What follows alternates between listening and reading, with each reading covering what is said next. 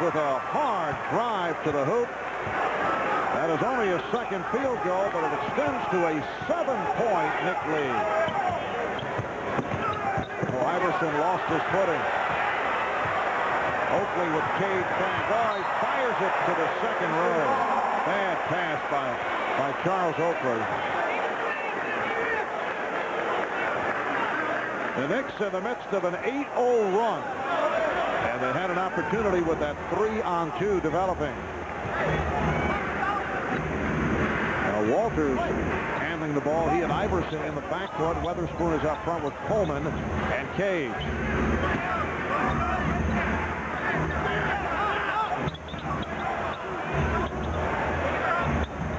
Double team immediately comes to Coleman. Ends up with Weatherspoon putting the ball on the floor and driving hard to the basket, but Oakley was there to draw the foul, the offensive foul. On the charge, that's number 3 by Weatherspoon, and a timeout taken.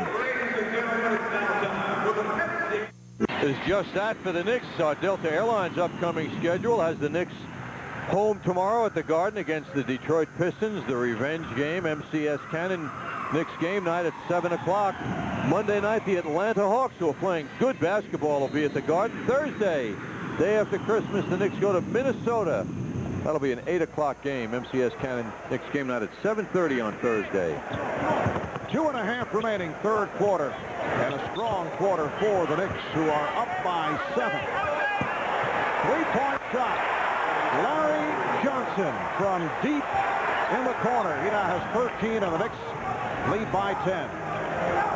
Larry Johnson shooting well, 6 of 8 overall. It was very impressive to see Ewing decisively give that ball to him across court. Walters. Ewing with the rebound. The Knicks have taken over here in the third. Childs for 3. It's wonderful when they go up and in when you force them like Childs did, but when you miss them, it's horrible. The teammates just ran down court to nothing. And a hold. Foul on Oakley. And here's John Starks for Allen Houston. Allen Houston putting on a display tonight. 8 of 13. What a touch. 22 points. Hit 4 3-pointers. An 11-0 run by the Knicks. Here's Iverson. Another 3-pointer goes astray. Walters lost it. Challenging Ewing and had it knocked away. Starks. Yes. 13 unanswered by the Knicks. And they lead 71-59. John Starks, in his 6th minute of play tonight, comes in with a hot hand.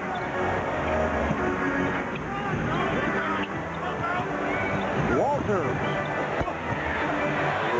So that ends the 13-0 run. The Knicks now up 71-61 with 1 minute remaining in the third. Sixers went 5 minutes without a point.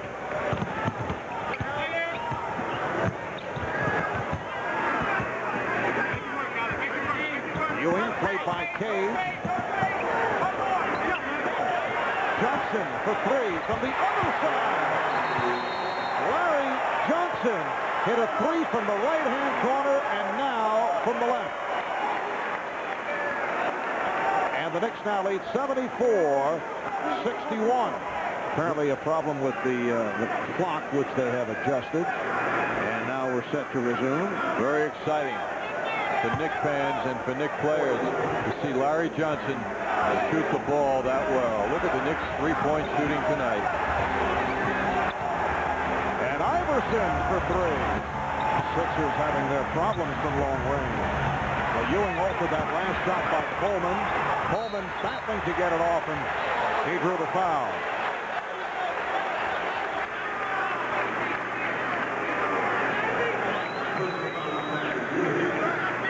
Foul on Ewing, and Coleman to the line. Patrick Ewing with a very strong performance. 17 points, 8 of 12 from the field, 10 rebounds. In this third quarter, he has 6 of the 17 points, and 7 of his 10 rebounds. And Derek Coleman embarrassed by that last effort. Although that is not a happy smile. He's just embarrassed. Some turnaround for the Knicks in the three-point department. First 2 games, they were 9 for 28. Philadelphia 22 of 40. Knicks have turned around big in that department. And Derek Coleman and the Sixers are hearing the boos from the crowd. Coleman 1 of 5 at the line. We're down to 10 seconds in the quarter. Boy, the official missed a foul by Coleman on the cutting stop. Coleman leaned in and elbowed him as he tried to cut down the middle. Here's Iverson from beyond midcourt. So the Knicks outscore the Sixers 26-10 in the third and lead by 13.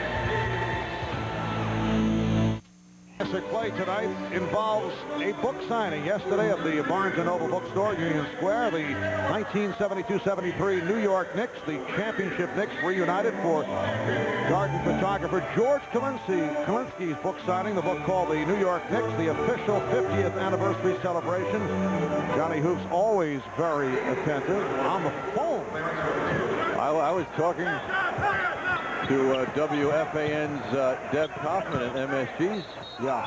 Deb Kaufman describing what was going on at Barnes & Noble. A very nice evening, I must say, for George, who inspired the Knicks to come back and get together and do a nice thing. Yes, Bill Bradley on hand, Dave DeBuscher, Willis Reed, Earl Monroe, Dean Meminger, Nick coach Red Holzman. Another look if you missed it the first time around. I like the technique holding the finger in the ear as you're chatting on the phone. I learned that from former Knicks broadcaster Jim Carvello. Yes, who was a master at that, as I recall. Doug Overton has checked in as this fourth quarter gets underway, being guarded by Charlie Ward. And here's Derek Coleman. Kept alive by Michael Cage. Oh, a hard foul as Ewing went for the steal. 3 on Ewing. The Knicks taking control in the third with a 26-10 advantage. At one point, 13 unanswered. 11 of 20 for the Knicks in the third quarter, and the Sixers 5 for 20 from the field. For the game, the Knicks are at 49%, which is excellent on the road particularly, and the Sixers are at 37%. A minute gone by in this fourth quarter. Here's Davis. Allen Houston on the follow-through of that missed shot by Davis took a shot in the chin. Ewing is now in double figures with 11 rebounds. He is aggressively going to the boards. Ewing going at Cage. And back comes Walters. Rick Walters cut off by John Starks, and then able to work his way in. Coleman strip. And Houston hit on the reach-in by Cage.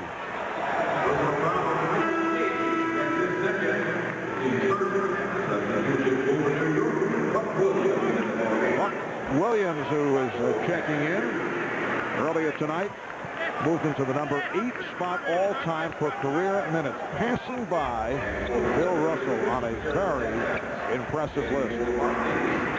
And going strong, too. I mean, Buck Williams shows no signs of his 16th year in the NBA. Charlie Ward able to get to that pass. The end result, Allen Houston with another 3. So the Knicks lead 77-61. He's 5 of 6 from downtown. 25 points in all for Houston. And off the triple team, the Knicks get a tie-up. They will jump it up. For the Knicks, it could not be any better.